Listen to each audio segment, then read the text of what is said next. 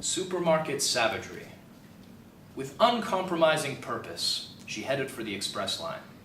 As she rounded the cereal aisle, her destination was directly ahead of her, marked by the familiar sign, 10 items or less. She increased her stride, and just as she was about to forge ahead, another wagon appeared and cut her off at the pass. She looked up, startled.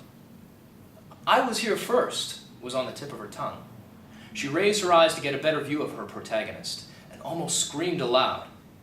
There, in all her arrogant glory, stood a little gray-haired lady with a wagon overflowing with items.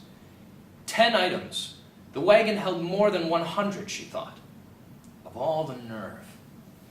Maria stopped short behind the overflowing wagon and steadied herself as if preparing for mortal combat. The obvious age of her opponent took some of the wind out of her sails, but she was steadfast in her purpose. After all, this was a matter of principle, of justice. She could not back down because of a little thing like a greyhead. "Madam," she began rather quietly, "I believe you are in the wrong line. You have quite a few more items than the sign allows, and I am in a terrible hurry." "So am I," answered the greyhead with authority, and she began placing items on the counter. "I only bought 9 items so I could get out quickly," argued Maria. "How can you do this to me? How can you be so insensitive, so inconsiderate?" "Listen, dearie, I'm cooking for 20 in half an hour at the shelter downtown," muttered the greyhead.